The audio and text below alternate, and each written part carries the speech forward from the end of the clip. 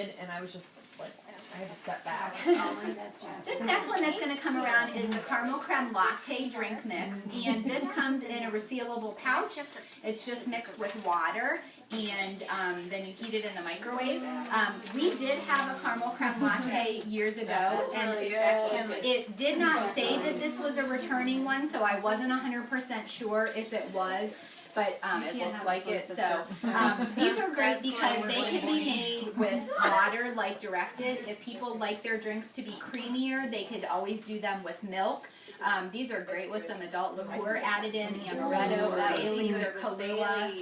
You could do a chocolate vodka or something like that if you need Whipped cream. Whipped cream vodka.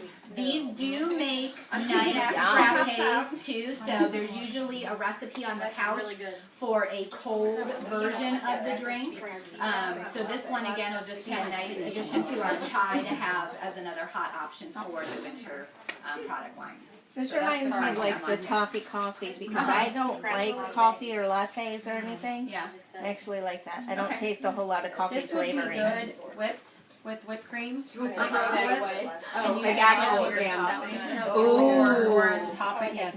Or on the Nana's apple. Yeah. Ooh. I just made that yesterday, so it's like on my brain. She suggested putting it on Nana's apple cake. Mix it with like whipped cream. That would be good. That's what I did. Yeah. Whip it up with some Cool Whip and put it on top of Nana's apple cake. Do you want to try it? It's not really coffee. It's like I made it yesterday, so it's like on my brain. Really? And you use that? No, I just made a Nana's. okay. So. Okay, the next one that's I going to love come Nana's. around It's is like the one of my new favorites. garden pepper and feta cheese ball mix. Again, just packet of powdered mix with cream cheese. Heat in the microwave for a warm dip. You can add milk to this and make a luxurious pasta sauce. Makes a terrific spread for sandwiches or wraps. Check out the recipe online for garden pepper and feta cheese spread. This one is really good stuffed in mushrooms in the little recipe book. I made that and they were yummy. So if you like stuffed mushrooms, there's a great recipe in there.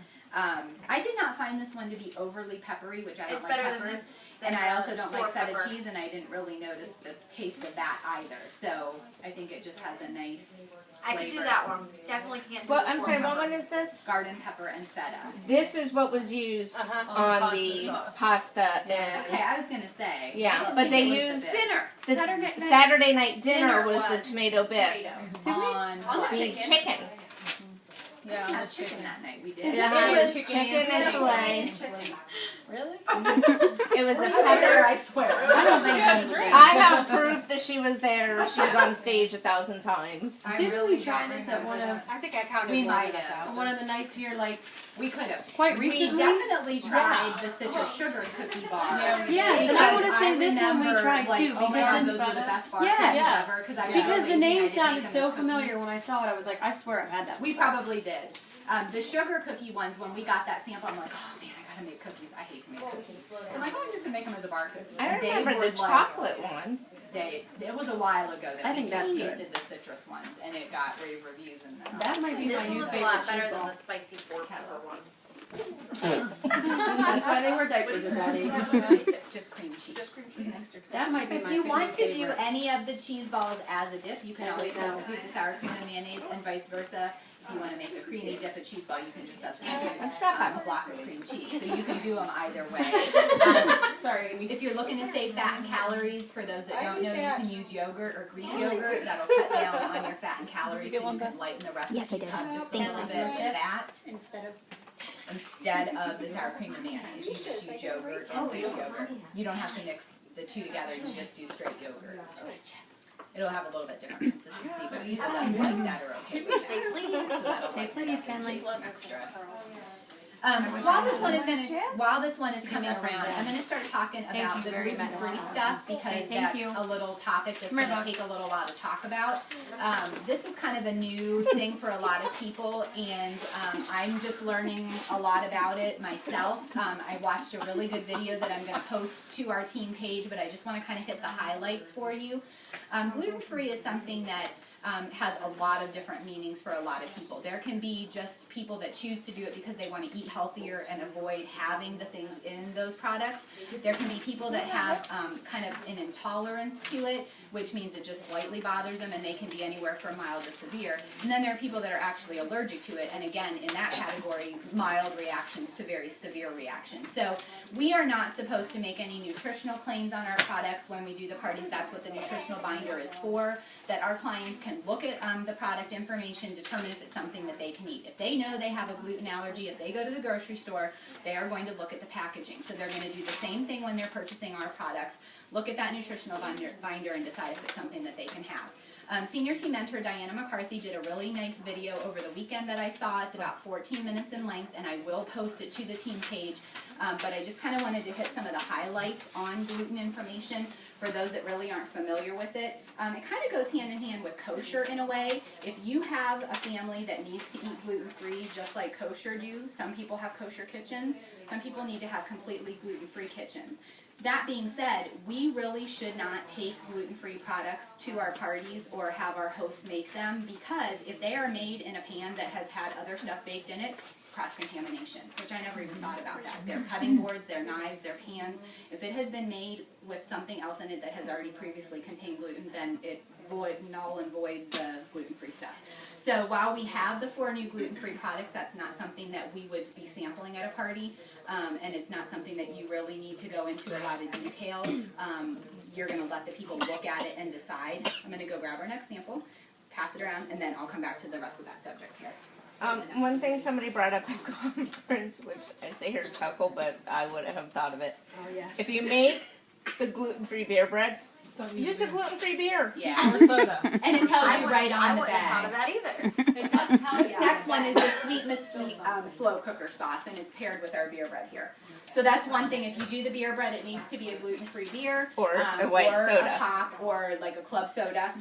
There are 4 gluten-free products. You have the beer bread. You have an apple cinnamon cake, which mimics our nanas. You have a vanilla bean pound cake, which mimics our almond pound cake, and then a fudgy brownie, which mimics the brownies. They chose the top sellers because obviously they sell well in the regular line, so this will make the gluten-free people really happy. The one thing that Diana noted that I found really fascinating, and I've heard this from a lot of people that I know who do eat gluten-free, when you usually make gluten-free products, it is extremely expensive to make a loaf of something because it takes like 14, 16, 18 ingredients. The ingredients are costly, and sometimes you only use like a really small amount, and then the stuff expires, and then you have to like throw it away. So a loaf of whatever can be very costly. Because it doesn't have gluten in it, it doesn't bake the same way that regular stuff does, and then sometimes it doesn't turn out, and then you have to throw it away, so that's even more frustrating because you've spent more money.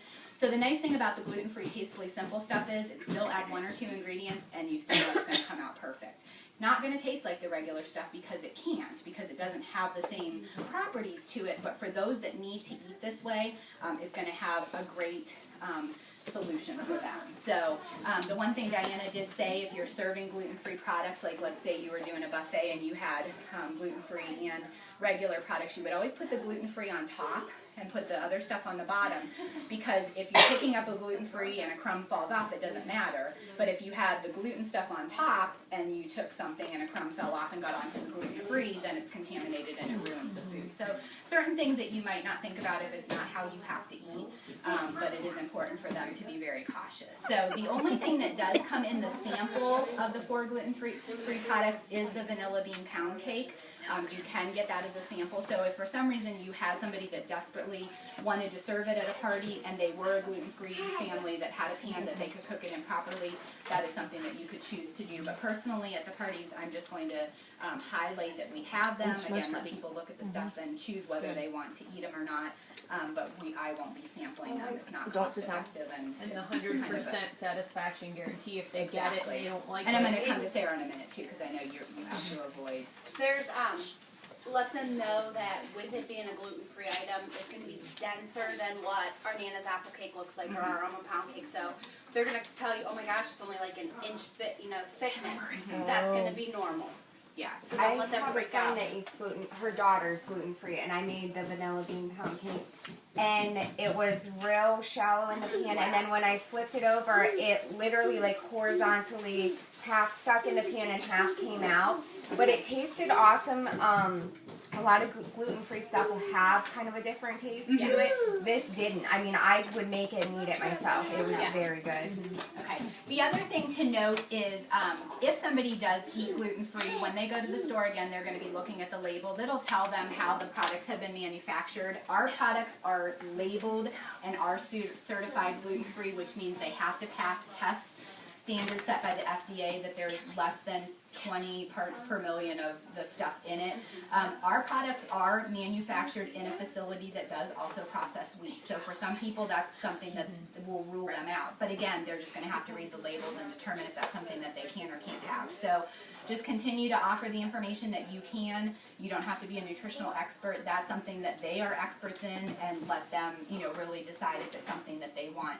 I had my open house over the weekend, and I just had the 4 products displayed, and I had a lady come up and say, oh my gosh, one of my friends is gluten-free, and I'm going to buy this for her birthday coming up in a couple months because she cannot find stuff, and she loves Taste So Simple, and she'll be so excited. And she said when she goes to the store to buy her a birthday cake, like a little cupcake is like $10 for a cupcake. She's like, I can buy a whole loaf of something and give her. So she was like thrilled. So cost effectiveness, I've also heard that the cost, even though we're looking at it, it might seem pretty high. It really isn't. And Sarah, you do eat gluten-free now, so if there's anything you want to add, since you know what you're talking about. For a loaf of gluten-free bread, just by the store, is $8. Yeah. And to keep it long enough to eat it, because I don't eat sandwiches enough to say, okay, I'm gonna get right away. It has to stay in the freezer. So then you have to pull it out, let it thaw, to be able to make your sandwich. So with ours, make the loaf and eat the whole thing. So.